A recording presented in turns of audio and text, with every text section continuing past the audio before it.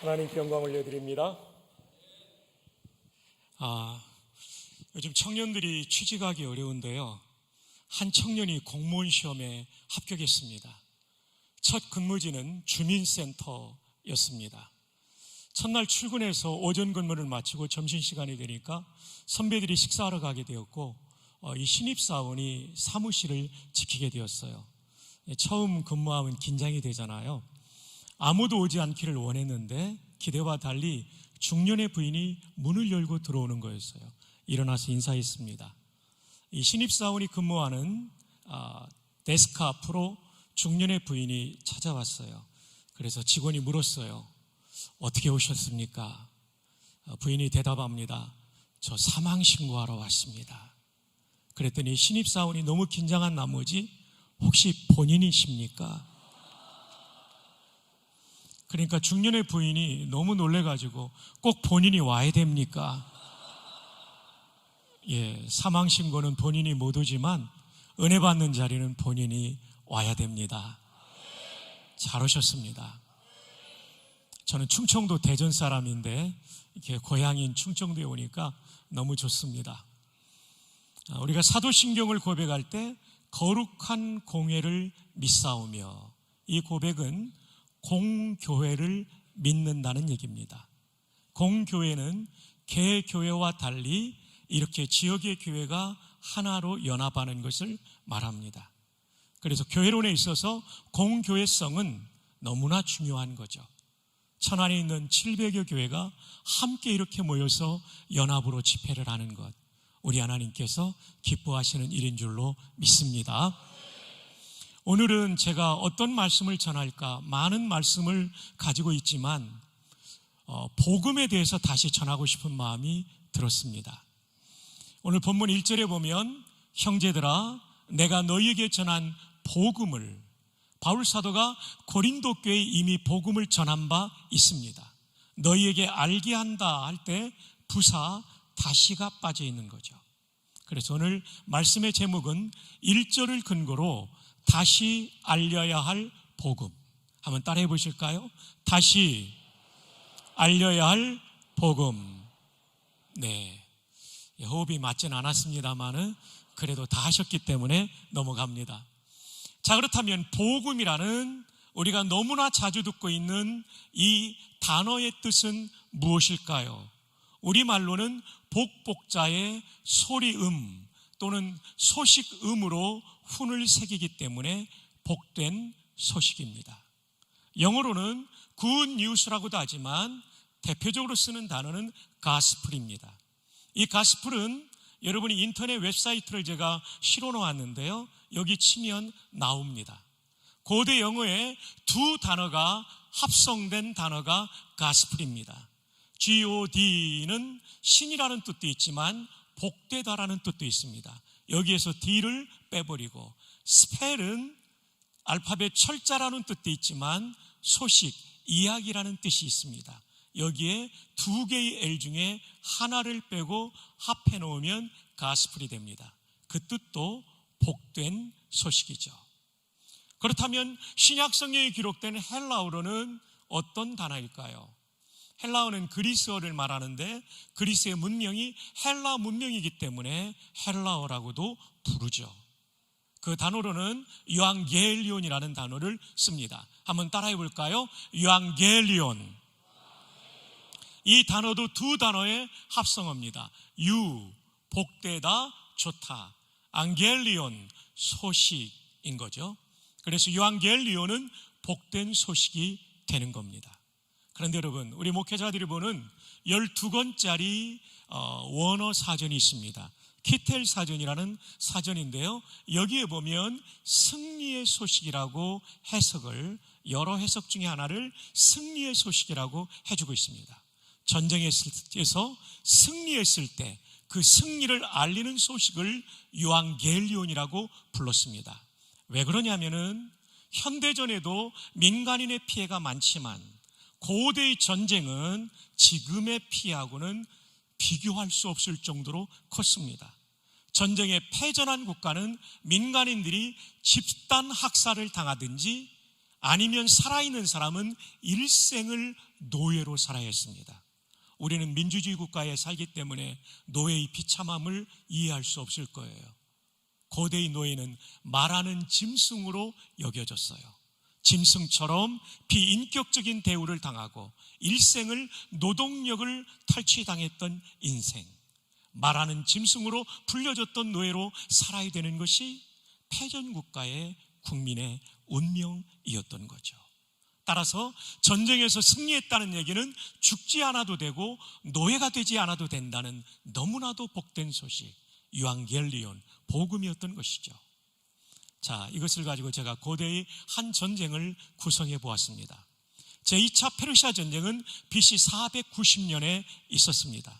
두 나라 사이의 전쟁이었습니다. 그 당시에 최강대국이었던 페르시아와 도시국가에 불과한 약소국 아테네 간의 전쟁이었습니다. 최강대국의 병력은 무려 2만 5천 명이 되었고 그들은 승리에 대한 확신이 있었기 때문에 지중해를 건너올 때 승전비를 대리석으로 깎아올 만큼 이 전쟁의 승리에 대한 확신이 있었던 거죠. 반면에 아테네는 도시국가의 군인 10,000명으로 맞서 싸우게 된 것이었죠.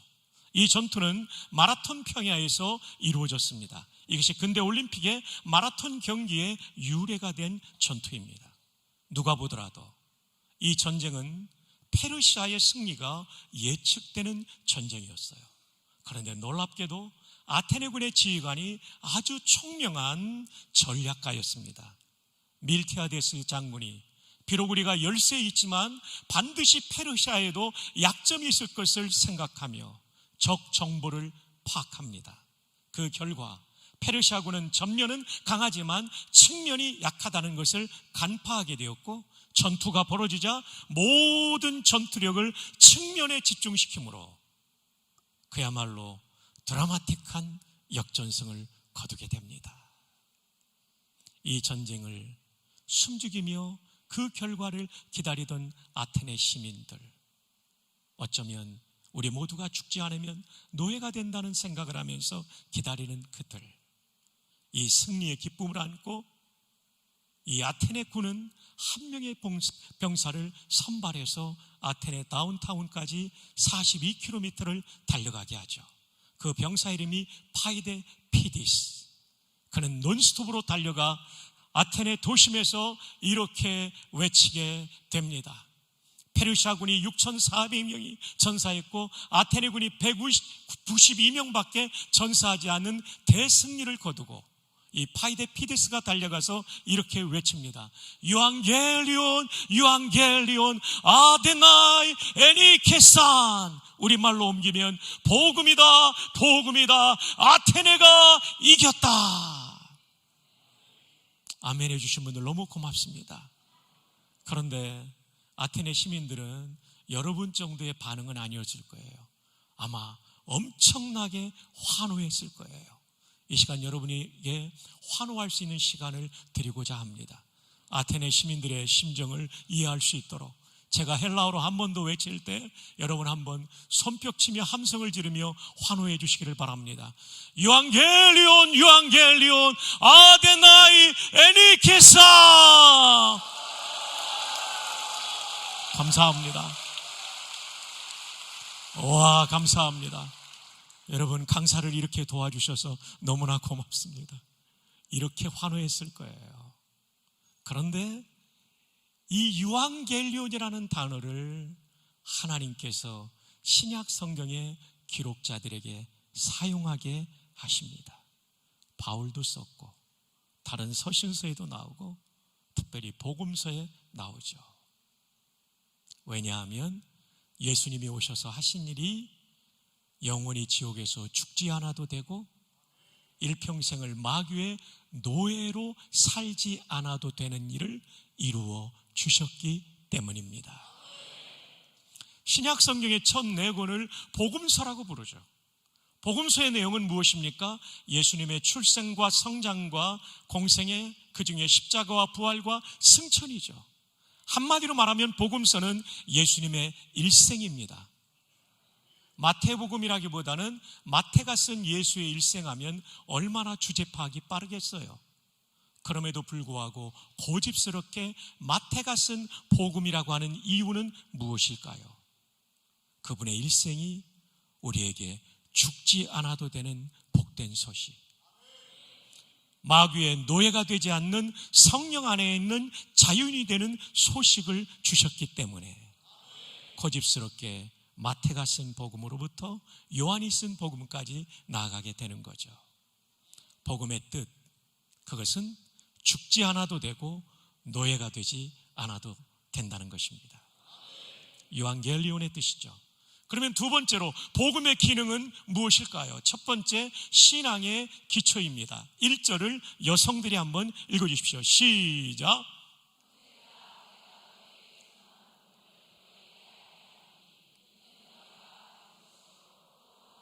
이는 너희가 받은 것이요, 교회의 문턱을 넘나드는 모든 사람이 제일 처음으로 받아야 될 것은 복음입니다. 그 가운데 선 것이요, 기초입니다. 기초가 부실하면 집이 무너지는 것이죠. 신앙이라고 하는 집은 기초가 복음입니다. 복음을 분명히 알고 믿지 않으면 이단 앞에 신앙이 무너지게 되죠. 또 하나는 시련 앞에 신앙이 무너집니다. 시련이 아무리 커도 복음의 은혜보다는 크지 않기 때문에 복음의 은혜를 알고 믿는 사람은 어떤 시련이 다가와도 무너지지 않습니다. 복음의 능력으로 이기게 되죠. 복음이 얼마나 중요하냐면 신앙의 기초입니다. 두 번째로는 구원의 근거입니다. 자, 우리 남성들, 형제들 읽어주세요. 시작.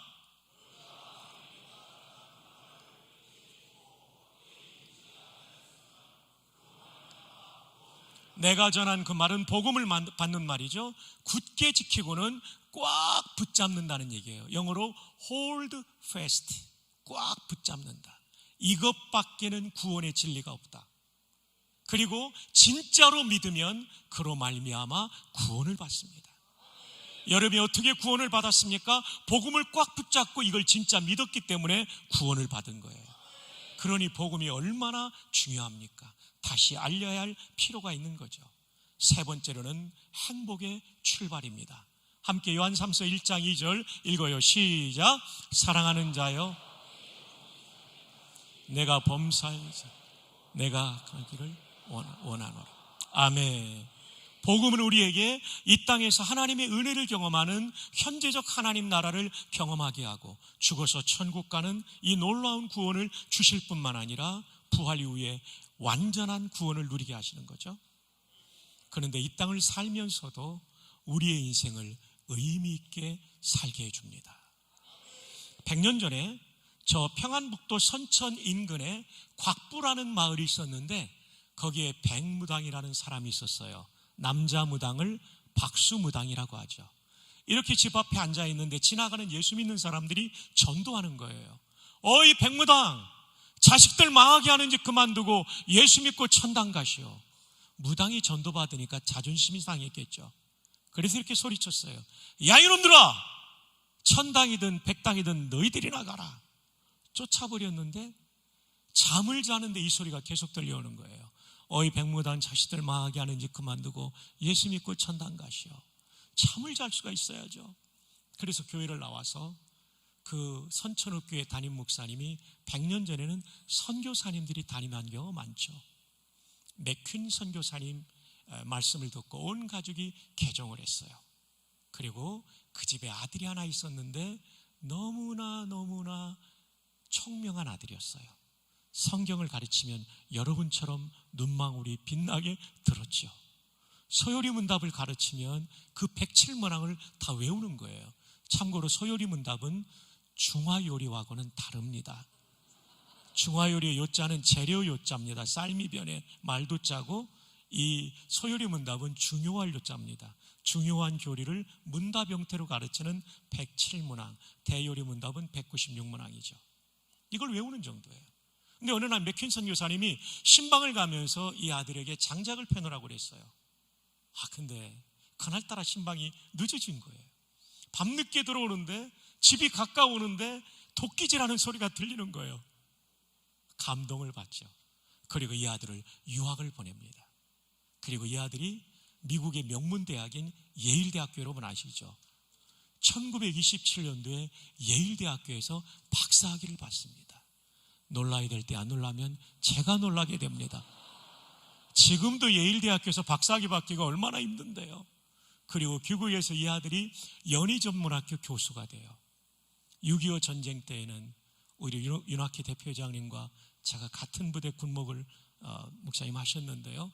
군목제도가 없을 때 1950년도 한경직 목사님과 이분이 이승만 대통령을 설득해서 1951년 2월 7일 군목제도가 창설되는데 크게 기여하고 전쟁 중에 지금의 교육부 장관인 문교부 장관이 되죠. 그리고 57년도에 연희대학교와 세브란스 의대가 합쳐져서 1957년도에 연세대학교로 출범할 때 초대 총장이 됩니다. 이분은 지금 연세대학교 중앙도서관 앞에 앉아 계십니다. 용재 백낙준 박사입니다. 이분은 무당의 아들이었고 어쩌면 자신도 무당으로 인생을 끝낼 사람이었지만 복음을 받아들이자 그의 인생이 이렇게 의미 있는 생애를 살아가게 된 것이죠. 우리 모두도 마찬가지입니다. 우리의 부르심과 소명은 다 다르지만 복음을 받아들인 후에 하나님 나라를 경험하는 복, 그리고 천국 가는 복뿐만 아니라 우리 인생에 의미를 더해주는 복을 받게 되는데 이것이 복음의 기능 중에 중요한 기능임을 기억하시기를 바랍니다. 지금까지 복음의 뜻, 복음의 기능, 세 번째로는 복음의 내용이 되겠습니다. 복음의 내용은 첫 번째 십자가입니다. 두 가지를 말씀해요. 오늘 본문은요, 복음의 내용 두 가지를 말씀하는데 첫 번째 십자가입니다. 3절을 우리 자매들, 여성들이 한번 읽어주세요. 시작.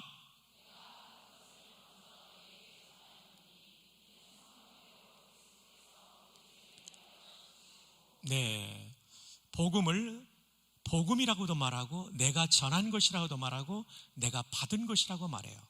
바울 사도가 매우 논리적으로 이 성경을 기록하고 있음을 봅니다. 주제를 놓치지 않도록 끌고 들어가고 있죠. 이는 이 복음의 내용이 뭐냐면 성경대로, 여기서의 성경은 신약 성경이 완성되기 전이었던 고린도전서를 쓸 때였기 때문에 구약 성경을 가리킵니다. 구약의 예언대로 십자가는 우연히 벌어진 사건이 아니라 인류를 구원하시는 하나님의 오랜 계획의 성취임을 여기서 보여주고 있죠. 그리스도께서 우리 죄를 위하여 죽으시고, 십자가가 왜 복음이냐면 십자가만이 우리 죄를 속죄하기 때문입니다. 이것을 설명하기 위해서 제가 한 형제를 초청하겠습니다. 하나, 둘, 셋, 네 번째 줄 가운데 하얀색 옷을 입고 있는 형제 앞으로 나와 주시길 바랍니다. 제가 구약의 성도인데 위로 올라왔어요. 신발 벗고. 구약의 성도인데 죄를 지으면 하나님의 심판을 받기 때문에 하나님께서 저를 용서하게 하기 위하여 이렇게 잘생긴 양 한 마리를 끌고 가게 하셨습니다. 이 형제를 뽑은 이유는 전부 군청색 옷을 입었는데 이분만이 양의 털 같은 외투를 걸쳤기 때문에 초청했습니다. 머리카락도 얼마나 곱슬거리는지 양의 털하고 비슷하게 생겼습니다. 형제님 잘 오셨어요. 이렇게 한번 양처럼 한번 해보세요. 이렇게 속죄제사를 드리러 죄인 박성규가 갈 때 제사장 앞에 가면 1번이 두 손을 포개어 회개 기도를 하는 겁니다. 하나님, 제가 지은 이 죄는 하나님의 심판을 받아 마땅하지만 하나님께서 대신 속죄의 제물을 받으시고 저를 용서하신다고 언약하셨습니다. 하나님의 언약을 믿사오니 용서해 주옵소서 하면 이 기도와 더불어 박성규의 죄가 양에게로 옮겨졌다고 하나님이 인정해 주세요. 2번은 양을 잡습니다. 목을 치고 조각조각을 냅니다. 이제 죽었기 때문에 넘어져야 됩니다. 움직이면 안 돼요. 머리 확 대버려요. 저의 죄를 지고 이 양이 심판을 받은 거예요. 3번은 뭐냐면 이 양을 씻어서 번제단 위에 올려놓고 맹렬한 불, 지옥불 같은 불로 태워버리죠. 얼마 지나지 않아 양이 다 타서 없어짐과 동시에 뭐가 없어졌다고 인정하는 거죠? 박성규의 죄가 여기서 심판받죠. 제사장은 선언합니다. 당신의 죄는 대신 속죄의 제물의 희생을 통하여 용서받았습니다. 이제 평안히 가십시오. 그런데 여기에는 문제가 있어요. 죄인은 사람인데 재물은 동물이에요. 값이 달라요. 훨씬 더 인간이 비싸요. 인간의 죄를 대신하려면 누가 죽어야 됩니까? 인간이. 어떤 인간이요? 죄 없는 인간이. 근데 로마서 3장 23절에 모든 사람이 죄를 범하였음에 하나님의 영광에 이르지 못하더니, 모든 사람이 죄인이니까 대신 죽어줄 놈도 없고 연도 없는 거예요. 그래서 하나님이 할 수 없이 자신의 아들을 인간의 몸을 입혀보냈습니다. AD 325년에 니케아 신조에 보면 예수님은 100% 신성을 가지신 하나님, 100% divinity를 가지고 계세요. 그리고 완전한 인성을 가지신 참 인간, 100% humanity를 가지신 분이에요. 그렇기 때문에 그분이 우리의 죄를 완전히 속죄할 수 있는 거죠. 양은 동물이니까 안 되고 우리는 죄인이니까 안 되는데, 예수님은 완벽한 인간, 죄 없는 인간이기 때문에 히브리서 말씀처럼 모든 일에 한결같이 우리와 같이 시험을 받은 자로 돼 죄는 없으시니라. 그래서 우리의 제물이 될 수가 있었던 거죠. 그래서 세례 요한이 예수님을 보자마자 외치죠. 요한복음 1장 29절에 보라, 세상 죄를 지고 가는 누구의 어린 양이라고요? 맞습니다. 사람이 준비한 양은 동물이고 하나님이 준비한 양은 완전한 인간이기 때문에 속죄 제물이 되기에 완벽하죠. 그래서 그분은 십자가에 돌아가시면서 내가 다 이루었다. 헬라 말로 테텔레스타이. 테텔레스타이는 텔레이오, 완성하다, 값을 지불하다의 완료형입니다. 헬라어의 완료형은 맨 앞에 나오는 어간 텔레이오 하면 그 테를 반복하거든요. 그래서 테텔레스타이, 완전히 지불했다는 겁니다. 십자가로 완벽하게 속죄가 치루어진 줄로 믿습니다. 자, 이제 형제 일어나세요. 형제 너무 도와줘서 고마워서 친구들하고 이렇게 떡볶이 부족할지 모르지만 부족하면 본교회 담임 목사님께 더해달라고 하고, 이건 본교회 11조 5,000원 하고 쓰도록 하세요. 제가 한번 안아드릴게요. 감사해요. 형제님 너무 크게 될 뿐이에요. 네, 편히 내려가세요. 네, 아주 크게 되실 분이에요. 네, 너무 감사해요. 정말 고마워요. 얼마나 말씀을 잘 듣는지. 제가 흰색 옷만 입었으면 안 뽑았을 거예요. 말씀도 잘 들어가지고 고마워요. 여러분, 제가 97년도에 군모 갈 때 미국을 방문했어요.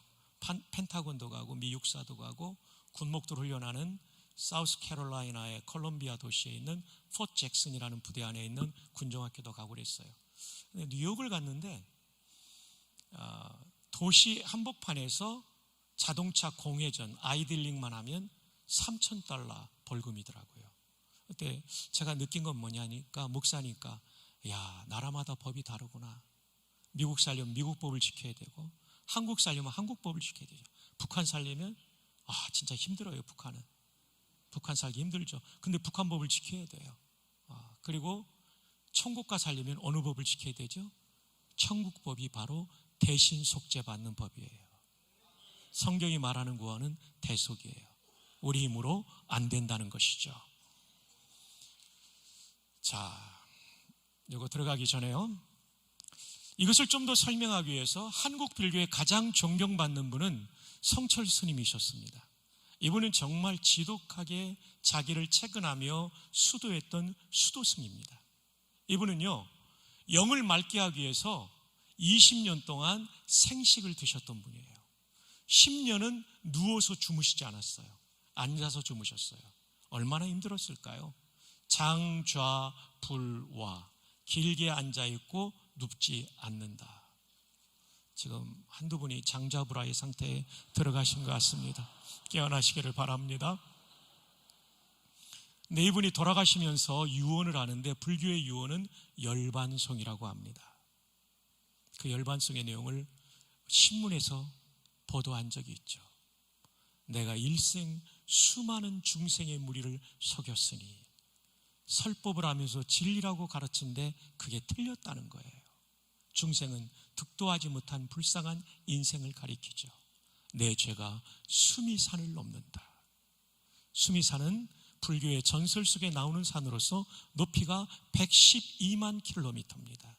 놀라야 될 때 안 놀라면 또 놀라게 됩니다. 에베레스트가 10km도 안 돼요. 몇 킬로죠? 8.8km. 이건 112만 킬로미터예요. 그만큼 많다는 걸 깨달은 거예요. 이 몸이 천갈래 만갈래 찢겨져서 아비규환의 무간지옥에 들어갈 것이다. 저는 그걸 읽으면서 생각했어요. 아무리 수도를 해도 구원의 길은 열리지 않고 자기의 죄인됨만을 깨달을 뿐이다. 말틴 루터도 그러지 않았습니까? 말틴 루터가 말이죠, 신학 박사요, 수도사였어요. 속죄의 은총을 경험하기 위해서 천주교구가 뭡니까? 십자가를 믿어야 되지만 개인의 수행과 고행과 공로가 필요하다는 교리잖아요. 우리는 오직 십자가인데요. 근데 말틴 루터가 고행을 통해서 속죄의 은총을 경험하려고 했는데 이게 안 되는 거예요. 할 수 없이 로마 성지순례 가서 라테란 성당의 계단을 빌라도의 계단이라고 부르는데 빌라도의 관저에 있던 계단을 떼운 것이랍니다. 거기를 맨 무릎으로 수십 계단을 기어 올라가면 속죄의 은총을 입는다고 그랬는데 경험하지 못하죠. 그는 독일로 다시 돌아와 성경을 읽으면서 로마서와 갈라디아 속에 사람이 의롭게 되는 것은 율법을 지킴으로 얻는 것이 아니라 오직 십자가의 은혜를 믿음으로 얻어진다는 것을 깨닫죠. 그리고 이신칭의의 교리를 세우고 1517년 10월 31일 이제 우리가 종교개혁 기념일이 다가옵니다. 그는 종교개혁의 기치를 높이 들었어. 오늘 우리의 모든 교파의 신교가 출발하게 된 것 아닙니까? 맞습니다. 우리의 수행과 공로로 속죄받을 사람은 아무도 없습니다. 왜냐하면 우리의 죄성이 너무 깊어서 예레미야의 말씀처럼 표범이 그 반점을 없앨 수 있느냐?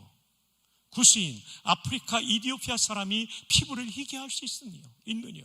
할 수 있을진데 악에 익숙한 너희도 죄를 짓지 않을 수 있으리라. 이것은 고행과 노력으로 없어지는 것이 아니라 오직 십자가에서 대속의 피를 흘리신 예수 그리스도의 은혜를 믿음으로만 우리는 속죄를 받는 줄 믿습니다. 어려서부터 예수님을 믿은 저 같은 사람, 전 초등학교 1학년부터 믿었어요. 죄인이란 말이 이해가 잘 안 됐어요. 왜냐하면 저는 일찍 예수 믿었기 때문에 비교적 깨끗하게 살았다고 생각했거든요. 죄라는 단어가 많이 있지만 대표적으로 두 가지를 설명드릴게요. 영어 사전에 있는 걸 그대로 번역한 겁니다. 영어는 성경의 문화 속에 발달했기 때문에 성경적인 개념을 갖고 있죠. 1번 C는 하나님의 법을 위반한 것도 죄라고 메리엄 웹스터 사전에 나옵니다. 2번 크라임은 정부에 의해 처벌받을 수 있는 불법적 행동이죠. 흔히 우리가 말하는 죄가 2번 크라임이에요. 뉴스를 통해 죄하면 살인, 사기, 도둑질, 폭행, 이게 전부 크라임이에요. 자꾸 이것을 듣다 보니까 뉴스와 신문에 이렇게 말하니까 또 인터넷에 이렇게 말하니까 죄하면 크라임만이 먼저 떠오릅니다. 근데 이 잣대로 나를 보니까 나는 적어도 그 죄를 안 지으니까 죄인이 아니라고 착각하죠. 근데 크라임보다 더 근본적인 죄는 하나님의 법을 어긴 겁니다. 아담과 하와가 크라임을 저지른 것이 아니라 하나님과의 약속, 하나님이 세운 법을 어겼기 때문에 죄인이 된 거죠.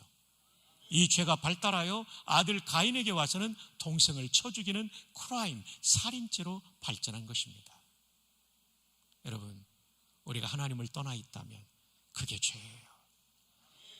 우리 인간이 만들어진 목적이 여호와 이름을 찬양하게, 찬송하게 한다는 얘기는 예배하게 한다는 거예요. 예배는 이렇게 모여서 드리는 예배뿐만 아니라 나 삶의 24시간을 하나님을 높이는 삶을 살게 하려고 만들었는데 하나님을 인정도 않고 믿지도 않으면 그게 가장 큰 죄, 신이라는 거죠. 그래서 예수 믿기 전에 모든 사람은 다 죄인인 것이죠. 그래서 모든 사람은 아무리 도덕적으로 살아도 이 씬 때문에 예수님의 십자가가 필요한 줄로 믿습니다. 여러분, 시카고의 윌로우 크릭 교회는 우리 존경하는 목사님들께서 많이 다녀오신 교회죠. 전도를 정말 많이 하는 교회였죠. 여기에 전도 책임자 마크 미텔버그는 그런 얘기를 했어요. 기독교와 타종교의 가장 큰 차이점은 뭐냐? 타종교는 구원받으려면 네 공로를 쌓아라. 두의 종교에 하라. 근데 기독교는 어떤 종교입니까? 예수님께서 다 이루셨다. done의 종교예요. done. He has done. 그분이 다 이루신 것이 지금까지 우리에게 미치고 있고 그것을 믿음으로 받아들이면 되는 거죠. 주 안에 보배로운 성도 여러분, 성철 스님처럼 수도하지 않아도 우리는 죄인됨을 깨달을 수 있고, 뭘로요? 성경으로. 기도할 때 성령의 감동으로, 그리고 우리는 예수님의 십자가 복음으로 속죄받는 줄로 믿습니다. 제가 지난달에 서울의 남서울교회 반포에 있는 교회에서 이 말씀을 전했는데, 말씀 끝나고 부목사님이 그러더라고요. 목사님, 성철 스님 손자가 우리 교회 교인입니다. 이종민이라는 형제인데 총신대학교 신학과 2학년이에요. 우리 학교 다니고 있어요. 얼마나 하나님 은혜가 감사한지. 놀랍습니다. 자, 이제 복음의 또 하나의 내용은 부활이에요.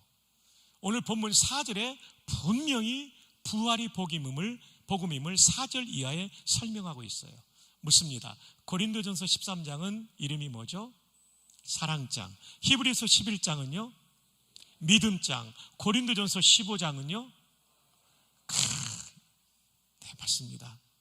그래서 고린도전서 15장은 1절부터 4절까지 복음을 설명한 다음 5절부터 58절까지 줄기차게 부활을 설명하고 있어요.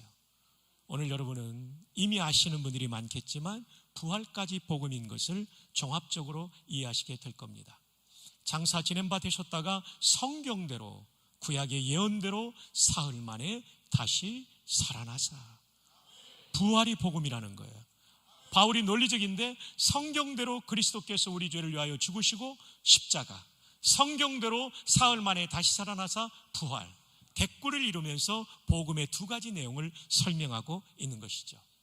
20절 우리 자매들이 한번 읽어주세요. 시작.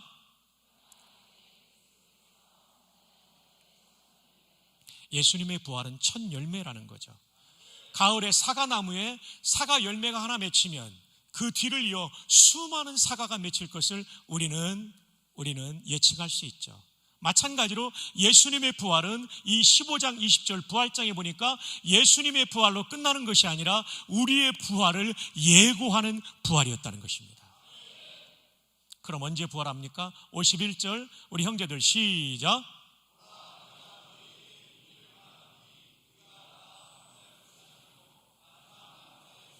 마지막 나팔은 역사의 마지막을 알리는 나팔. 역사의 마지막은 예수님의 재림의 때를 말합니다. 예수님의 재림을 알리는 트럼펫 소리와 함께 우리 모두가 부활의 몸을 입게 된다는 것입니다. 52절 자매들 시작.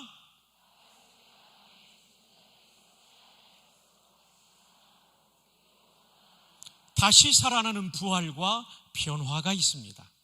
예수님 재림 때 이미 죽은 사람은 다시 살아나니까 다시 부의 살활자, 그때까지 살아있는 사람은 다시 살아나는 부활이 아니라 변화, 부활의 몸과 똑같은 변화가 이루어진다라고 말합니다.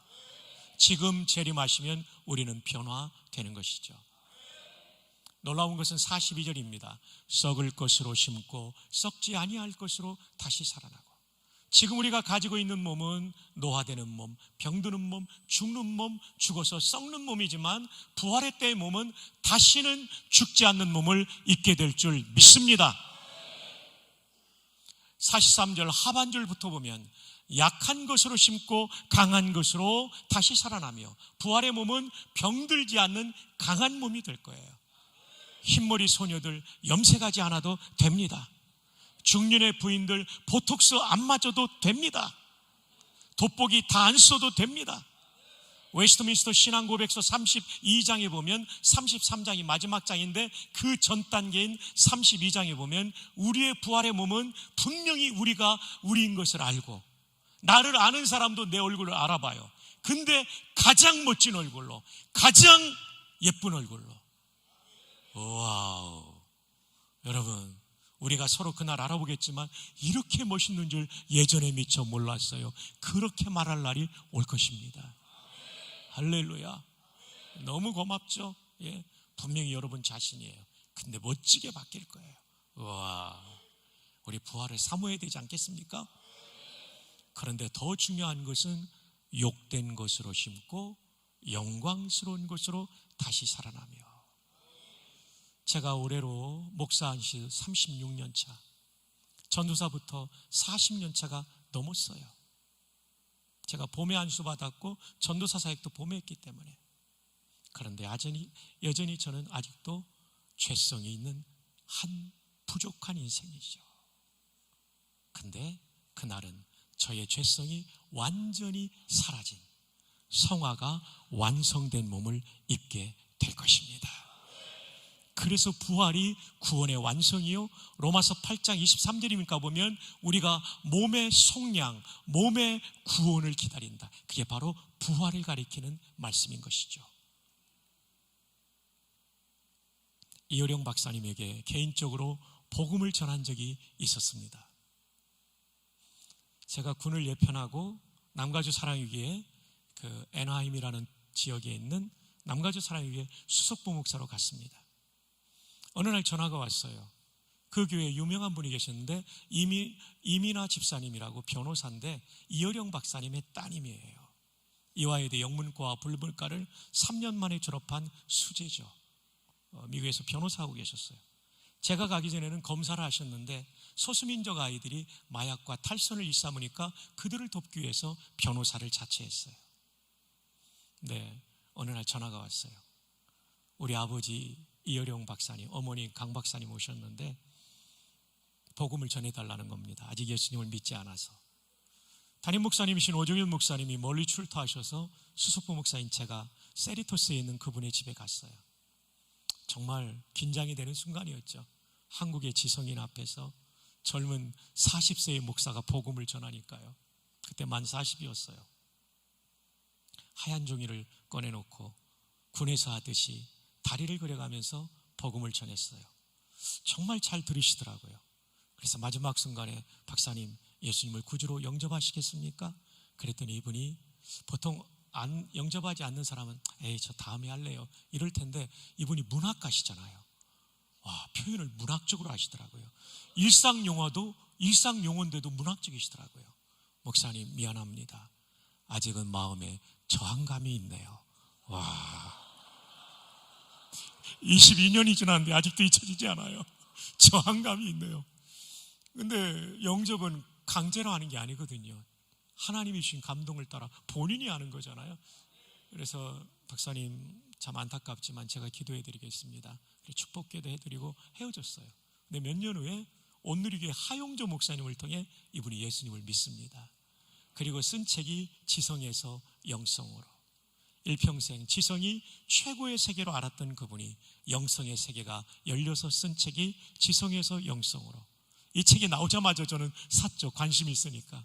쭉 읽어가는데요, 151쪽에서 이분이 복음을 제대로 깨달은 걸 알게 됐어요. 딸 미나로 인해 하나님을 만나게 되었지만, 그렇다고 딸이 실명 위기에서 치료된 것 때문에 기독교를 받아들인 것은 아닙니다. 그런 기적은 목적이 아닙니다. 지금 하나님께서 병을 고쳐주셔도 언젠가는 누구나 죽게 됩니다. 그러므로 지상의 진짜 기적은 단 하나, 부활과 영원한 생명뿐입니다. 아멘의 타이밍이 너무 좋아요. 우리 존경하는 목사님들, 맞아요. 지상의 진짜 기적은 부활과 영원한 생명입니다. 지금 치료받아도 언젠가는 죽어요. 그러나 부활, 이건 영원히 죽지 않는 몸, 병들지 않는 몸, 치욕적이지 않은, 더럽지 않은 몸을 입게 되는 거죠. 그래서 부활이 구원의 완성이고, 부활이 우리에게 구원이 새롭게 시작되는, 완성되는 날인 것이죠. 자, 이제 십자가와 부활이 복음이라는 것을, 그 내용을 설명했는데 제가 하나의 도표로 그려보았습니다. 윤 목사님 이게 군대부터 해가지고 수십 년 만에 완성됐는데요. 이거는 기말고사에 나오는 문제니까 잘 들어주시기 바라고요. 여러분들께서 대학생이나 신대원생이 아니니까 시험은 안 치셔도 됩니다. 근데 이 도표가 완성될 때 스마트폰으로 찍어 놓으시면 참고가 되실 것 같아요. 인생의 정말 중요한 순간은 죽음의 순간입니다. 저도 죽고 여러분도 죽어요. 아멘 안 해도 다 죽어요. 근데 우리는 보통 죽음하면 눈에 보이지 않으니까 사라진다, 소멸된다라고 생각하잖아요. 헬라어에서 그리스 말에서의 죽음은 분리라는 어원을 가지고 있어요. 그런데 성경도 죽음을 분리로 봅니다. 허물과 죄로 죽었던 너희, 예수 믿기 전에 우리 상태를 영적 죽음이라고 말하는데 우리가 죽어 있는 게 아니라 하나님과 내가 분리되어 있는 거예요. 예수 믿으면 이 분리가 연결되는 거죠. 그래서 생명이 흘러 들어오고 하나님의 자녀로 태어나는 거죠. 육신적 죽음도 분리예요. 내 안에 있는 분리예요. 내 몸과 영혼이 분리되는 거죠. 영원한 죽음은 뭐냐면 지옥에 들어가서 영원히 하나님과 분리돼요. 이건 회복이 안 돼요. 영적 죽음은 예수 믿으면 해결돼요. 육신적 죽음도 예수 믿으면 부활로 해결돼요. 그러나 영원한 죽음인 지옥에 들어가는 것은 더 이상 해결되지 않아요. 끝이에요. 그래서 우리가 전도해야 되는 거예요. 천안의 귀한 성도님들, 보석 같은 성도님들이 이렇게 전도 집회하는 이유는 이 복음의 가치를 알고 지역 주민들에게 이 복음을 전하기 위해서입니다. 지옥 가면 더 이상 소망이 없어요. 영원히 하나님과 분리되어서 구원받지 못하는 거죠. 여기서는 이제 육신의 죽음을 다루게 될 텐데요, 분리입니다. 그래서 죽음학이라는 단어가 이 타나토스의 학문이라는 로지를 붙이면 죽음학이 돼요. 타나톨로지가 되는 거죠. 어쨌든 죽음의 본질은 분리다. 한번 따라해 볼까요? 죽음의 본질은 분리다. 우리가 죽는 순간 영혼과 육신이 분리돼요.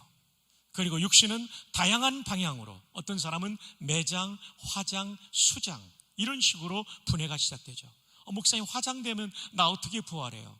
여러분 뒤집어 놓고 생각해 보세요. 아브라함이 BC 2000년경 사람인데 4000년 전에 죽은 아브라함이 지금 뼈가 있을까요? 없을까요? 없어요. 화장하고 똑같아요. 그런데 전능하신 하나님은 아브라함을 다시 살리실 줄로 믿습니다. 화장을 두려워하지 마세요. 국토도 좁은데 저도 화장 당할 테니까 여러분도 화장 당하세요. 목사님 그 뜨거워서 어떻게 해요? 그때는 감각이 없답니다. 자, 어쨌든 육신은 분해의 과정을 겪고 영혼은 즉시 십자가 복음을 믿은 사람은 속죄를 받았기 때문에 천국에 들어가요. 웨스트민스터 신앙고백 32장에 보면 성도가 죽어서 천국에 들어갈 때 영혼이 완전히 영광스럽게 바뀐다. 몸이 바뀌는 건 부활 때고요, 우리의 영혼이 영광스러운 상태로 바뀐대요. 그러니까 지금의 죄된 마음을 가지고 천국 가는 게 아니에요. 우리 모두 죽자마자 천국 갑니다. 천국을 사모합시다. 바른 신앙은 천국을 사모해야 돼요. 천국을 사모하지 않으면 변질이 돼요. 근데 요즘 문제는 뭐냐면 교회가 천국을 말하지 않으니까 김밥집에서 가져가 버렸다는 사실이에요. 김밥 천국 들어보셨죠? 요즘은 알바 천국까지 나왔더라고요. 여러분 제대로 된 신앙은 천국을 사모합니다. 밤에나 낮에나 눈물 머금고, 이 손양훈 목사님 찬양이에요. 내 주님 오실 날만 고대합니다. 재림신앙, 천국신앙이죠. 여러분 십자가상의 강도가 한 말이 누가복음 23장 42절, 예수여 당신의 나라에 임할 때 나를 기억하소서. 요 한마디의 신앙 고백에 예수님이 43절에 오늘 네가 나와 함께 낙원 천국에 있으리라. 천국은 낙원이라고도 하거든요. 어떻게 이 한 문장에 예수님이 천국 입성을 허락했을까요? 당신의 나라는 얘기는 이 나라의 왕이 예수님이라는 얘기예요. 유대 개념의 왕은 메시아 개념이 있는 거예요. 그 짧은 고백에 예수님을 메시아로 고백하는 것을 읽으신 주님이 오늘 네가 나와 함께 낙원의 천국에 있으리라. 천국은 구천을 떠돌다 가는 곳이 아니라 죽자마자 십자가의 공로로 직행하는 것입니다. 나는 부족하여도 영접하실 터이니 함께 영광 나라 계시는 그 우리 구주 예수라. 우리는 다 부족해요. 근데 십자가의 공로로 천국 가기 때문에, 우리 영혼이 천국 가기 때문에, 그 영혼이 거룩이 완성돼서 천국 가기 때문에 십자가가 복음인 것입니다. 근데 이 복음을 받아들이지 않고 십자가를 믿지 않는 사람은 지옥으로 가죠. 거지 나사로와 부자의 이야기처럼 즉각 가는 것입니다. 바로 가는 거예요. 바로 가버리는 거예요. 왜 우리가 전도해야 되냐면 천국과 지옥이 분명히 있기 때문에. 내 남편, 내 가족, 내 자녀, 내 친구 반드시 거기 가면 안 되기 때문에 우리는 전도해야 되는 것이죠.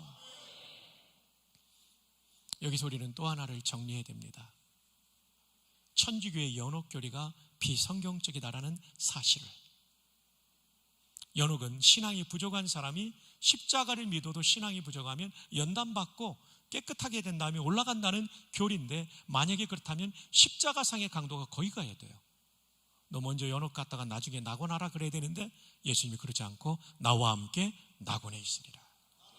연옥은 거짓말입니다. 또 하나, 웨스트민스터 신앙고에 보면 사람이 갈 곳은 이 두 곳밖에 없다. 죽은 다음에 영혼이 가는 것은 천국과 지옥밖에 없다. 조상제사를 받으러 올 수 있을까요? 없을까요? 없습니다. 사람이 천국 지옥 가면 제사상 받으러 못 와요. 그럼 누가 옵니까? 동양 사람들은 귀신을 죽은 사람의 영혼이라고 말하지만 성경은 한 번도 그렇게 말하지 않습니다. 요한계시록 12장 8절과 9절에 보면 타락한 천사들, 대장이 사탄과 마귀고 귀신들이 타락한 천사들이에요. 그들이 부모님 흉내내면서 제사상을 받는 거예요.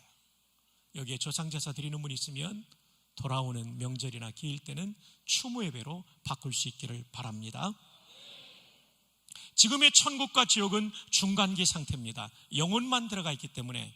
또 하나는 입장할 사람이 다 안 들어갔기 때문입니다. 우리도 안 갔습니다. 아직. 이제 중요한 순간이 주님의 재림입니다. 이단들이 재림을 워낙 변질시켜 놨기 때문에 성도들의 재림에 대한 신앙이 약화되었지만, 재림은 구원의 완성의 날입니다. 초림은, The First Coming은 2000년 전에 유대 땅에, 재림은 모든 인류가 볼 수 있도록 가시적으로 예수님께서 오시는데, 날과 시를 말하면 다 이단인 것이죠. 근데 이 재림의 때에 영혼의 부활이 아니라 육신의 부활입니다. 왜냐하면 영혼은 불멸의 존재이기 때문에, 계속 살아있기 때문에 다시 부살활이 아니고 육신의 부활인 거죠. 웨스트민스터 신앙고에 보면 놀라워요.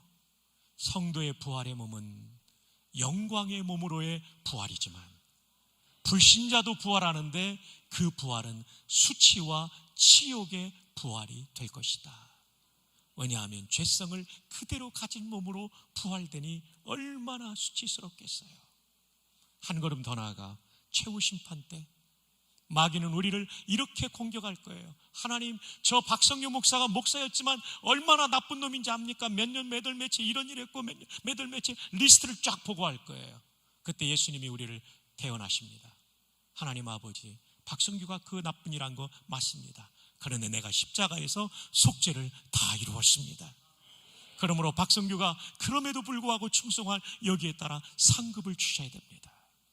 성도에게는 최후 심판의 날 상의 양이 결정돼요. 그런데 불신자에게는 속죄받지 못했기 때문에 그의 죄의 양에 따라 형벌의 양이 결정되어서 영원한 시간을 보내게 되는 거죠. 여러분, 이제는 사진을 찍으셔도 됩니다. 십자가가 왜 복음이냐면 지금 죽어도 천국 가게 하기 때문에, 그것도 영광의 몸으로, 영광의 영혼으로 바뀌어서 천국 가게 하기 때문에. 부활이 왜 복음이냐면 부활 때문에 우리가 영원히 사는 몸을 입는데, 강건한 몸을 입는데, 멋진 몸을 입는데 치욕의 죄를 다 이겨버린 성화가 완성된 영화의 몸을 입기 때문에 부활이 복음이 되는 것입니다. 사람은 영혼과 육신이 연합됐을 때 완전한 사람이 되는 거죠. 하나님은 우리의 영혼만 구원하는 것이 아니라 우리의 육신까지 구원하기 위하여 부활의 몸을 입혀줄 것이기 때문에 오늘 본문은 고린도전서 15장 4절에 부활까지가 복음이라고 명쾌하게 설명하고 있습니다. 그래서 십자가와 부활이 복음이 되는 것입니다. 자, 이제 넘어갈게요. 아직 못 찍은 분은 친구한테 보내달라고 해주시면 좋겠습니다. 마지막입니다. 그렇다면 이 복음에 합당한 삶은 무엇일까요? 첫 번째로는 복음을 받아들이는 거예요. 예배당에 들어오고 나가고는 했지만 복음이 뭔지도 모르고 믿지도 않고 그냥 오갔다면 오늘 이 복음을 받아들이셔야 합니다. 두 번째로는 복음을 받아들인 사람은 구원을 받은 사람인데 구원받았음을 확신해야 됩니다. 가끔 연세 있는 성도님들한테 물어보면 지금 죽어도 천국 갑니까? 그러면 아이 목사님 그걸 제가 어떻게 알아요? 죽어봐야 알죠 이러거든요. 하나님은 그런 분이 아니에요. 하나님은 우리에게 구원을 주셨음을 확신하기를 원하세요. 요한일서 5장 13절을 제가 암송이 다소 틀릴 수는 있지만 한번 따라 해봅시다. 내가 하나님의 아들의 이름을 믿는 너희에게 이것을 쓰는 것은 성경 기록의 목적이 나옵니다. 너희로 하여금 너희에게 영생이 있음을, 영생의 동의어는 구원입니다. 구원이 있음은 구원의 있음을 이 얘기거든요. 따라합시다. 알게 하려 함이라. 이것을 기록하는 목적, 성경 기록의 목적은 우리에게 영생 곧 구원이 있음을 알고 확신하게 하기 위하여 성경을 기록하셨다는 거예요. 구원 받게 하기도 위해서 성경을 기록했지만 확신을 위해서, 그리고 성도의 삶 전반을 인도하기 위해서 성경을 기록했지만 그 중에 중요한 목적이 하나가 구원이 있음을 알게 하려고, 확신하게 하려고. 여러분, 그러면 성경의 어느 구절이 우리에게 구원의 확신을 줍니까? 제가 경상도에서 17년 목회하다 보니까 경상도 말을 많이 배웠어요. 이럴 때 경상도 말은 천지 삐까리로 많다고 합니다. 세빌렸다고 합니다. 어쨌든 그 중에 대표적인 것이 요한복음 3장 16절이죠. 함께 암송할까요? 시작.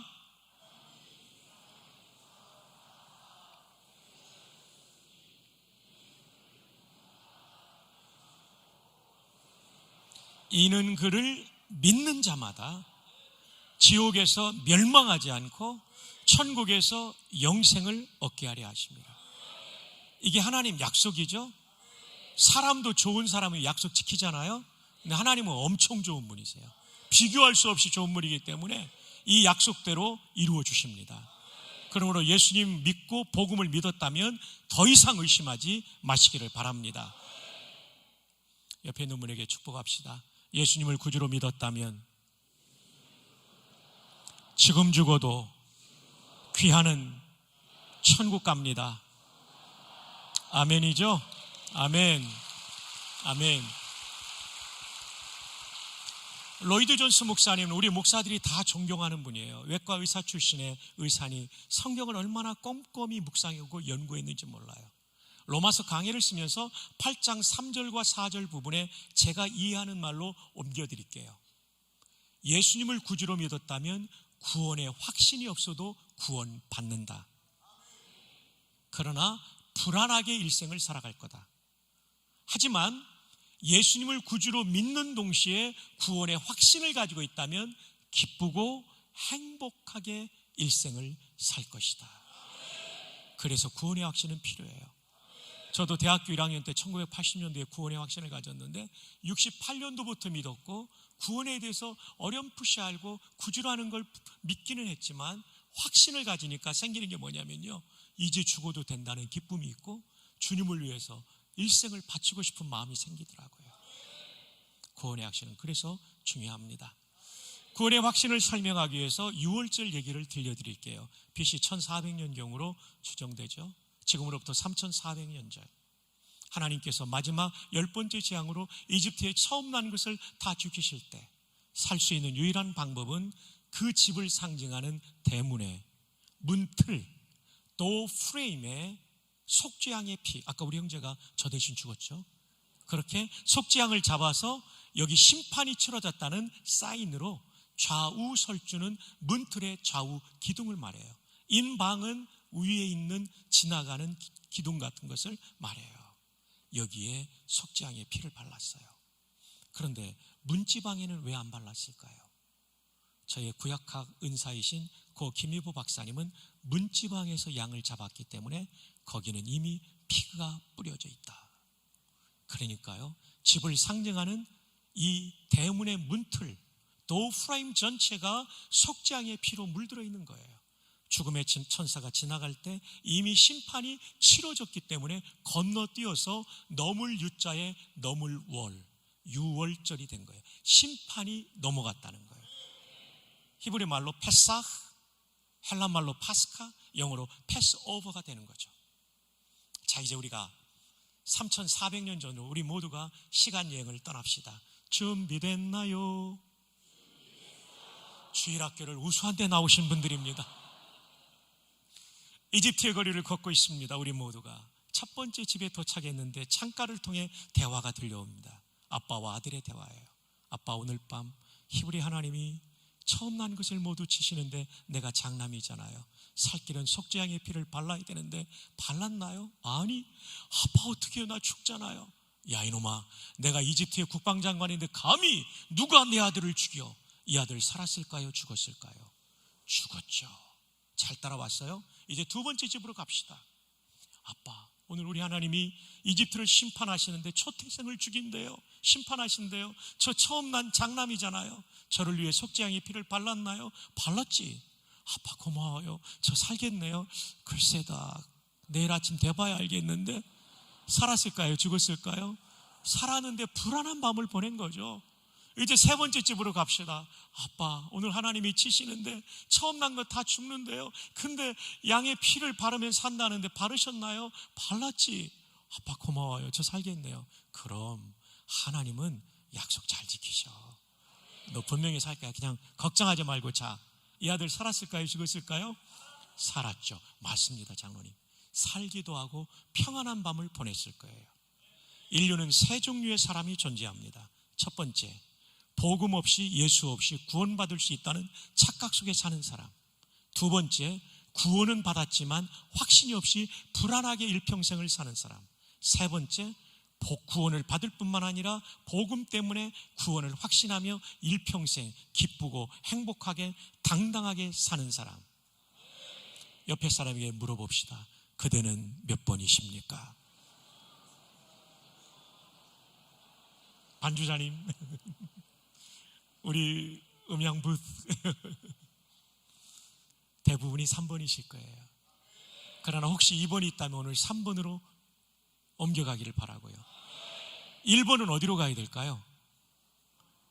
이야, 진짜 지혜로우세요. 2번 갈 필요 없어요. 1번은 그냥 3번까지 가면 돼요. 네, 이 복음에 대한 반응은 확신이 중요하고요. 세 번째로는 구원의 은혜에 보답하기 위해 헌신하는 거죠. 참, 이 은혜는 생각할수록 너무 커요. 하나님이 피조물을 위해서 죽어주신 사랑의 은혜예요. 어마어마하죠. 우리 유 목사님도 아시는 군목 선배님 가운데 한 분이 콩팥을 40대 중년 남성에게 주었더니 그 집 온 식구가 고마워서 예수 믿고 명절이나 생신 때 찾아온대요. 얼마 전에 만났는데 그 얘기를 하시더라고요. 콩팥, 키드니 하나를 줘도 이렇게 고마워하는데 하나님이신 그분이 생명을 주셨다면, 피 흘려 죽으셨다면 우리는 어떻게 보답해야 될까요? 늘 울어도 눈물로써 못 갚을 줄 알아. 몸밖에 드릴 것 없어 이 몸 바칩니다. 온 세상 만물 가져도 추운에 못다 갚겠네. 놀라운 사랑 받은 나 몸으로 재물 삼겠네. 몸으로 재물 삼는 게 헌신이에요. 헌신은 나를 드러낼 수 없는 거예요. 너무나 큰 사랑에 감사해서 그저 드리는 거예요. 네, 이게 헌신이죠. 그리고 신앙생활은 동행입니다. 이것은 아마 마지막 날 유기성 선배님께서 더 자세히 풀어주시겠지만, 예수 믿고 천국 간다고 하니까 그 전까지 내 마음대로 사는 게 아니랍니다. 한 걸음 한 걸음 하나님께 여쭈며, 이 생각 하나님 마음에 맞아요? 아니야 그러면 거기서 끝내는 거죠. 그리고 이거 힘들어서 포기하려고 하는데 하라고 하면 하는 거, 이게 동행이에요. 이 말을 쏟아놓고 싶은데 성령께서 아니라고 하면 말하지 않는 거고, 힘들어도 하라고 하면 하는 거고, 내가 하기 싫은 일인데 하나님이 하라고 하면 하는 거고, 하고 싶은 일인데 하지 말라고 하면 안 하는 거고, 이게 동행이죠. 이 삶을 살아야 되는 거죠. 그리고 또 하나는 사람의 영혼을 구원할 뿐만 아니라 몸까지 부활하여 영광에 부활하여 영생하게 하는 이 복음을 우리의 가족과 친구와 이웃들에게 꼭 전해야 될 줄 믿습니다. 마지막으로 이 성가곡 아시죠? 가사가 생명의 양식을 하늘의 만나를 마음이 빈 자에게 내리어 주소서. 낮고 천한 우리 긍휼히 보시사 주여 주여 먹이어 주소서. 이게 원래는 라틴어로 기록되었어요. 라틴어가 뭐냐면 아시아권의 한자 같은 거예요. 라틴어로 기록되었어요. 그래서 괄호 안에 라틴어가 기록되어 있는데 파니스, 빵입니다. 안젤리쿠스, 천사들의.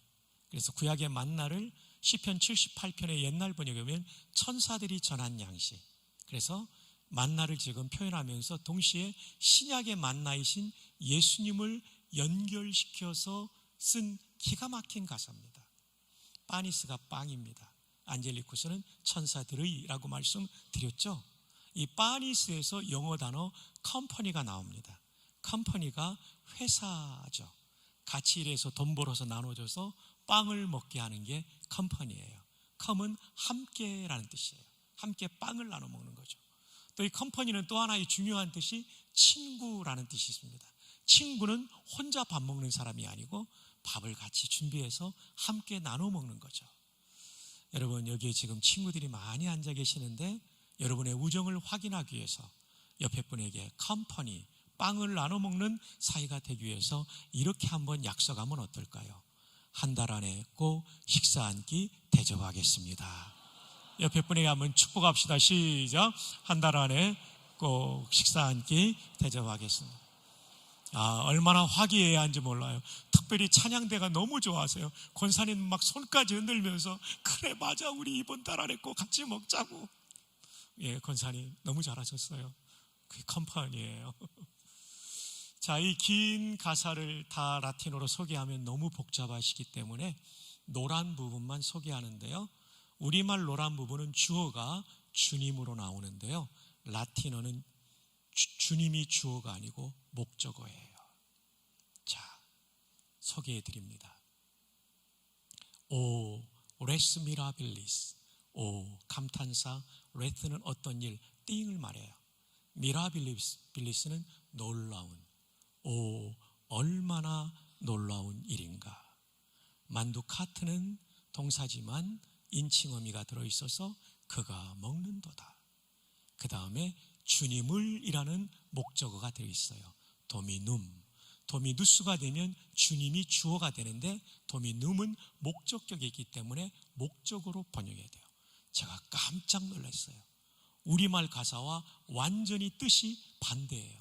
주님이, 우리말 가사는 성경 말씀을 먹여주는 뜻으로 이해됐는데 라틴어 원문은 인간이 하나님이신 주님을 먹는 거, 이게 성찬이잖아요.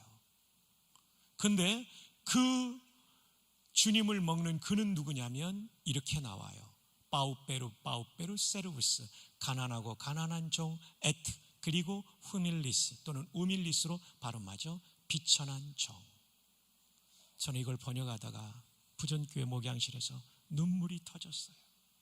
박성규가 바로 가난하고 비천한 종인데 이 가난하고 비천한 종을 살리기 위하여 십자가에서 예수님이 부서지고 깨져 저에게 영생을 주셨군요.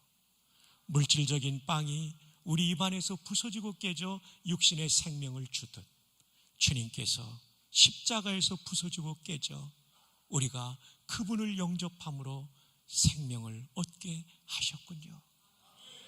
이 종이 무엇이간데 이렇게 부족하고 이렇게 쇳덩어리인 저를 위해 하나님이신 주님이 이렇게 희생을 당하셨군요.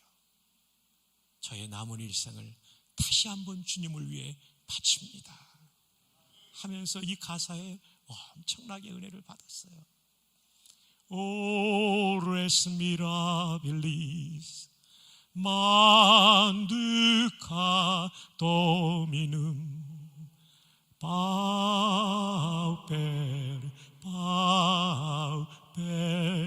servus et humili. 보석 같은 성도 여러분, 우리의 남은 일생 우리를 위해 부서지고 깨져 주셔서 영생을 주신 그 주님을 위해 헌신하는 생애로 살아갈 수 있기를 주님의 이름으로 축복합니다. 결론입니다. 다시 알려야 할 복음, 왜냐하면 너무나 중요하기 때문이에요. 복음은 세상에서 각장복된 소식, 죽지 않아도 돼요. 지옥 가서. 그리고 평생 노예로 안 살아도 돼요. 요한겔리온이에요. 복음의 내용은 십자가와 부활이에요. 십자가 믿으면 지금 죽어도 여러분 모두 천국 갑니다. 영혼이 영화롭게 돼서 천국 가는 거예요. 부활 때문에 반토막권이 아니라 몸까지 완전한 몸, 죽지 않는 몸, 영광스러운 몸으로 우리는 구원의 완성을 맛보게 될 것입니다. 이 어마어마한 구원을 받은 우리는 어떻게 살아야 될까요? 믿어서 구원받아야 되고 더 이상 의심하지 말고 확신하고 동행하고 헌신하고 그리고 복음 전하는 삶을 우리 모두가 살아갈 수 있기를 주님의 이름으로 축복합니다. 조용히 기도하는 이 시간 눈을 감고 조용히 제가 들려드리는 말씀에 귀를 기울여 주십시오.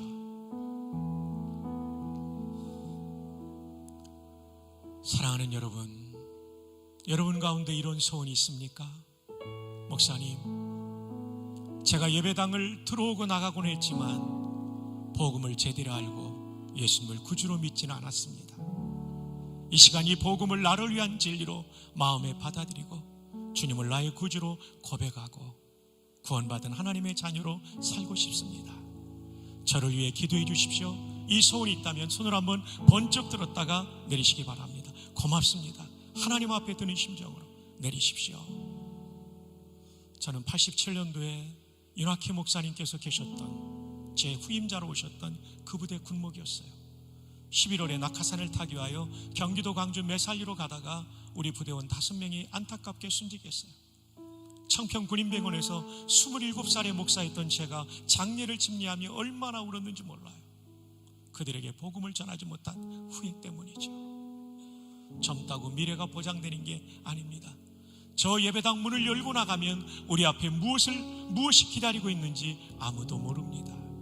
그러므로 가장 중요한 것은 이 복음을 믿고 지금 죽어도 천국 가는 사람, 또 하나님이 내 생명을 연장시켜 주시면 의미 있는 생애를 사는 것입니다.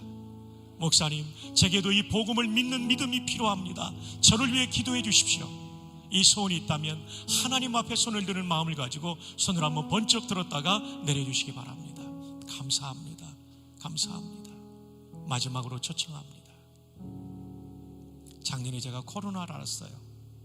인후통이 왔어요. 목사에게 생명 같은 목소리가 망가질 수 있는 순간에 가정의학과 원장님이 저를 위해 좋은 약을 주셨어요. 팍슬로비드라고요. 저는 그 약의 화학적인 원리를 알지 못했지만 믿음으로 받아 먹었고 저는 깨끗하게 나왔습니다. 여러분과 저의 죄 문제를 해결할 수 있는 팍스로비드보다 강력한 치료제는 복음이라는 약입니다. 제가 이 복음을 나를 위한 구원의 진리로 받아들입니다. 이 소원이 있다면, 그리고 주님을 영접하고 싶다면 한번 손을 번쩍 들었다가 내려주시기 바랍니다. 감사합니다. 고맙습니다. 그분들은 손을 가슴에 모아주십시오. 저를 따라 영접 기도함으로 이 복음을 진정으로 받아들이며 예수님을 나의 구주로 모실 수가 있겠습니다. 그러나 손을 들지 않은 분 가운데도 이미 영접하신 분들은 함께 해주시면 손을 드신 분들을 도와주실 수 있겠습니다. 저를 따라 기도합니다. 주 예수님 고맙습니다. 죄인된 저를 위하여 십자가에서 속죄 제물이 되심으로 용서해 주심을 감사합니다. 부활하심으로 말미암아 제 몸까지도 영원하고 완전한 구원을 받게 하시니 감사합니다. 이 시간 이 진리를 믿습니다. 지난날의 죄를 회개하오니 저를 용서하여 주시고 저를 구원하여 주옵소서. 이제 주님을 제 마음의 구주로 모셔드립니다. 제 안에 들어와 주시고 저를 다스려 주옵소서. 주님의 영광을 위해서 살겠습니다. 일생을 은혜로 인도해 주옵소서. 예수님의 이름으로 기도합니다. 아멘. 우리 하나님께 영광 올려드립니다. 처음으로 영접하신 분들 박수로 축복합시다. 찬양팀 올라와 주시기를 바라고요. 살아계신 주를 부를 텐데 우리 모두 함께 일어나서 찬양하고 합심기도 할 텐데요. 다 함께 일어나셔서 남의 아내가 아니라면 한번 꼭 안아주세요. 그리고 우리 모두 복음으로 구원받았습니다. 지금 죽어도 천국 갑니다. 확신시켜주시고 남자는 남자끼리 여자는 여자끼리 부부는 괜찮아요. 한번 꼭 안아주시고 안내원들은 길 건너가서 이렇게 해주시면 되겠습니다. 네. 우리 찬양팀도 서로 허그해 주시기 바랍니다. 남성은 남성끼리 여성은 여성끼리. 지금 죽어도 천국 갑니다. 또 한 번 이렇게 한번 안아주면서 인사합시다. 우리는 영원히 천국에서 만날 친구입니다. 당신을 항상 돕겠습니다. 섬기겠습니다. 자, 이제 우리 자막을 살아계신 주 하나님 독생자 예수 그 찬양으로 좀 바꿔주시면 좋겠는데 자막이 바뀌었나요? 여기도 좀 바꿔주시면 좋겠네요. 모니터 TV도요. 네, 우리 손뼉 치면서 힘있게 십자가와 부활의 복음이 담겨있는 이 찬양을 하나님께 올려드리고 합심기도 하겠습니다.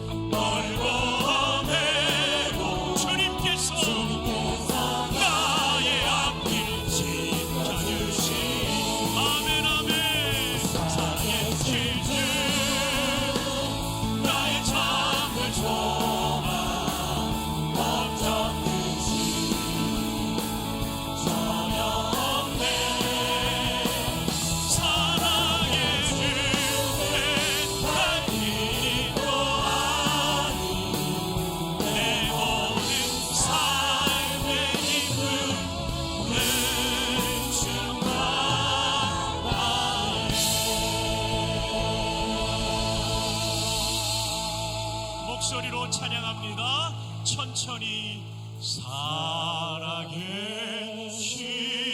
주 나의 참된 소망 부활의 주님만이 나의 소망입니다. 걱정 근심 전혀 없네.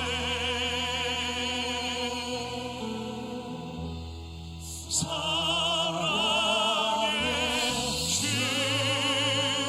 내 갈 길 인도하리. 내 모든 삶의 기쁨 늘